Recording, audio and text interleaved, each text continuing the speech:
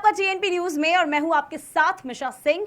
हमारे खास प्रोग्राम अपना उत्तर प्रदेश में आप सभी का स्वागत है। डालते हैं एक नजर खबरों पर। उत्तर प्रदेश की दोबारा कमान संभालते ही मुख्यमंत्री योगी आदित्यनाथ एक्शन में आ गए हैं। शपथ ग्रहण के अगले दिन ही अपनी नई कैबिनेट के साथ पहली बैठक की। इस बैठक में योगी मंत्रिमंडल ने बड़ा फैसला लिया है। कोरोना काल से शुरू की गई फ्री राशन योजना को 3 महीने के लिए बढ़ा दिया गया है। कैबिनेट मीटिंग के बाद सीएम योगी ने प्रेस कॉन्फ्रेंस में कहा कि यूपी की 15 करोड़ जनता को अगले 3 माह तक मुफ्त राशन मिलता रहेगा। आज मंत्रिमंडल ने निर्णय लिया है कि अगले 3 महीनों के लिए इस योजना को प्रदेश के सभी 15 करोड़ लोगों के लिए फिर से हम लोग लागू करेंगे।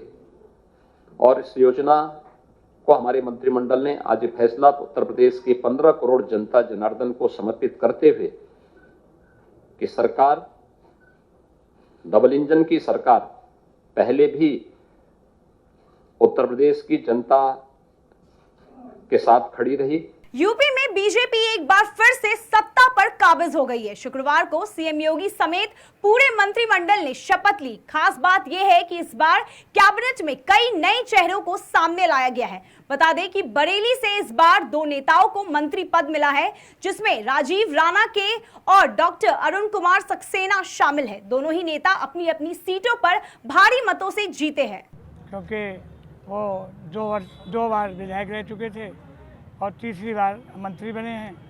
2 वर्षों में 2 बार में हम लोगों ने जितनी सेवा की है बरेली की, वो पूरी जनता जानती है। बरेली की जनता के लिए मैं बहुत बहुत बधाई देना चाहता हूँ कि हमें माननीय मुख्यमंत्री जी ने, माननीय प्रधानमंत्री जी ने इस बात का अवसर प्रदान किया कि हम उत्तर प्रदेश के मंत्रिमंडल में आ जाएं।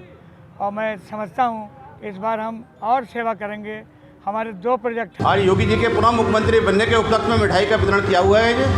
एक खुशी का माहौल है, खुशी की लहर दौड़ी हुई है पब्लिक के बीच में। आज मुख्यमंत्री योगी आदित्यनाथ की खुशी मुख्यमंत्री बनने पर। कितनी मिठाई बढ़वाई आज आपने? 1.25 क्विंटल, 1 क्विंटल 25 किलो मिठाई। क्या कहेंगे इस मौके पे? किस तरह का जश्न है बरेली में? खुशी की लहर है, पूरे शहर में जश्न मनने हैं। आज पूरा शहर भगवा कलर में छाया हुआ है। उत्तर प्रदेश में नई सरकार बन गई है। नए मंत्रिमंडल का भी गठन हो गया है। योगी 2.0 में कुछ नए चेहरे हैं तो कुछ पुराने चेहरों को सरकार से ब्रेक दिया गया है। सीएम योगी की पहली पारी में मंत्री यूपी के बिजली मंत्री रहे श्रीकांत शर्मा उन चुनिंदा नामों में से एक है जिन्हें इस बार सरकार में जगह नहीं मिली है। श्रीकांत शर्मा मथुरा से इस बार विधानसभा चुनाव जीते हैं। श्रीकांत शर्मा को सरकार में तो जगह नहीं मिली, लेकिन अब उनके नए रोल के बारे में एक नई चर्चा हो रही है। माना जा रहा है श्रीकांत शर्मा को उत्तर प्रदेश में बीजेपी का नया अध्यक्ष बनाया जा सकता है। यूपी की राज्यपाल आनंदीबेन पटेल ने आज रमापति शास्त्री को विधानसभा के प्रोटेम स्पीकर की शपथ दिलाई। शपथ ग्रहण समारोह राजभवन में हुआ। प्रोटेम स्पीकर के साथ ही सुरेश कुमार खन्ना, जय प्रताप सिंह और रामपाल वर्मा को विधानसभा के सदस्य के रूप में शपथ दिलाई गई। इस दौरान मुख्यमंत्री योगी आदित्यनाथ भी मौजूद रहे। समाजवादी पार्टी के विधानमंडल दल की बैठक में पार्टी के राष्ट्रीय अध्यक्ष अखिलेश यादव को सर्वसम्मति से विधायक दल का नेता चुना गया। सपा के प्रदेश अध्यक्ष नरेश उत्तम पटेल ने बैठक के बाद प्रेस कॉन्फ्रेंस कर ये जानकारी दी। उन्होंने बताया कि सपा के वरिष्ठ विधायक अवधेश प्रसाद ने अखिलेश को विधायक दल नेता चुने जाने का प्रस्ताव रखा था, जिसका वरिष्ठ विधायक आलम बदी ने समर्थन किया। बता दें अखिलेश यादव ने करहल विधानसभा सीट से चुनाव लड़कर जीत हासिल की थी। उत्तर प्रदेश में एक बार फिर से योगी आदित्यनाथ की वापसी हो गई है। यूपी की नई सरकार को विपक्ष की ओर से लगातार बधाई मिल रही है। कोई बधाई देते हुए निशाना साध रहा है तो कोई बधाई के साथ कई सलाह भी दे रहा है। इसी कड़ी में सपा मुखिया अखिलेश यादव ने ट्विटर पर लिखा कि सरकार को बधाई कि वो सपा के बनाए स्टेडियम में शपथ ले रही है। वहीं बसपा सुप्रीमो मायावती ने लिखा, नई भाजपा सरकार के गठन की बधाई। सरकार संवैधानिक और लोकतांत्रिक मूल्यों एवं आदर्शों के साथ कार्य करे।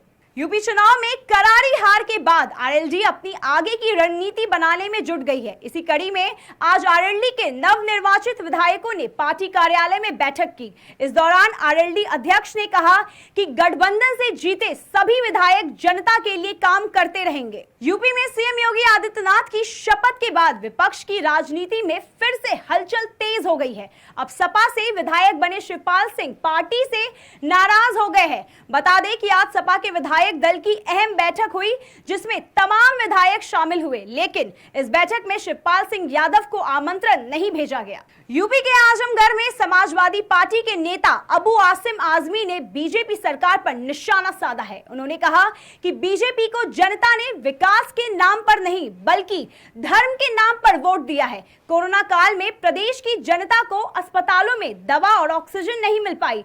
चुनाव में ऐसे मुद्दे बनाए गए जिससे लोगों के जज्बातों को भड़काया जा सके। इसके साथ ही सपा नेता ने कश्मीर फाइल्स को झूठा का पुलिंदा बताया है। बस्ती में उस वक्त हाई वोल्टेज ड्रामा देखने को मिला जब प्रशासन बुलडोजर लेकर नहर की खुदाई करने पहुंच गया, लेकिन खुदाई का विरोध करते हुए जज साहब जेसीबी के सामने ही लेट गए और अपनी जमीन को जबरदस्ती खुदवाने का आरोप लगाते हुए काम रुकवा दिया।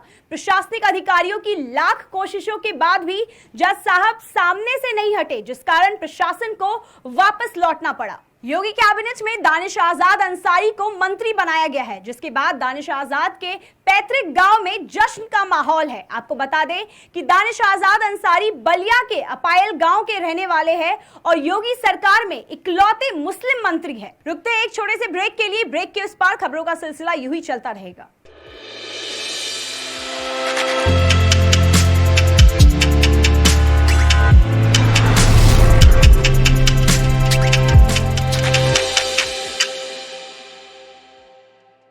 स्वागत है आपका ब्रेक के बाद। गोरखपुर में सेना के एक जवान की मौत के बाद जमकर हंगामा हुआ। बता दें कि धनंजय सिंह 2016 में शिक्षक के पद पर सेना में भर्ती हुए थे, जिसकी तैनाती असम में थी। 4 दिन पहले धनंजय की संदिग्ध परिस्थितियों में मौत हो गई। सेना के मुताबिक धनंजय ने आत्महत्या की है, लेकिन परिजनों का कहना है कि वो आतंकी हमले में शहीद हुए हैं। बता दें कि धनंजय को गार्ड ऑफ ऑनर और परिवार को मुआवजा ना दिए जाने पर स्थानीय लोगों ने चक्का जाम कर जमकर हंगामा किया। वही मामले की सूचना मिलने पर पुलिस मौके पर पहुंची। पुलिस अधिकारियों के समझाने के बाद लोग शांत हुए। यूपी के मुजफ्फरनगर में एक महिला के साथ गैंग रेप की घटना का मामला सामने आया है। बताया जा रहा है कि पीड़िता अपने पति के साथ जा रही थी, तभी रास्ते में आरोपियों ने महिला को रोककर अपनी हवस का शिकार बनाया और पीड़िता के पति के साथ मारपीट की। वहीं इसी मामले में पुलिस ने 10 आरोपियों को गिरफ्तार किया है और आरोपियों में 2 नाबालिग भी शामिल है। जनपद मुजफ्फरनगर में थाना मंडी क्षेत्र अंतर्गत घटित गैंगरेप की घटना में घटना कारित करने वाले व उनके सभी सहयोगी अपराधियों को मुजफ्फरनगर पुलिस द्वारा 24 घंटे के अंदर गिरफ्तार कर लिया गया है। इसके साथ साथ संपूर्ण विवेचना की मॉनिटरिंग मेरे द्वारा स्वयं की जा रही है और अगले 15 दिन में मुजफ्फरनगर पुलिस प्रयास करेगी कि इस केस को चार्जशीट करते हुए इसकी प्रभावी पैरवी करते हुए इन अपराधियों को जल्द से जल्द सजा कराई जा सके। इसके साथ साथ इन सभी अपराधियों पर मुजफ्फरनगर पुलिस द्वारा एनएसए की कार्रवाई भी की जाएगी। बिजनौर के सुवाहेडी गांव में 2 पक्षों के बीच विवाद हो गया। विवाद इतना बढ़ गया कि एक पक्ष ने गोलीबारी कर दी, जिसमें एक की मौत हो गई जबकि 2 लोगों की हालत गंभीर है। वही घटना की सूचना पाकर मौके पर पहुंची पुलिस ने मामला दर्ज कर जांच शुरू कर दी है। आगे की तमाम खबरें देखने के लिए बने रहिए टीएनपी न्यूज के साथ और हमारे चैनल को लाइक, कमेंट और सब्सक्राइब जरूर करें और ताजा अपडेट्स के लिए www.tnpnews.in पर जाएं।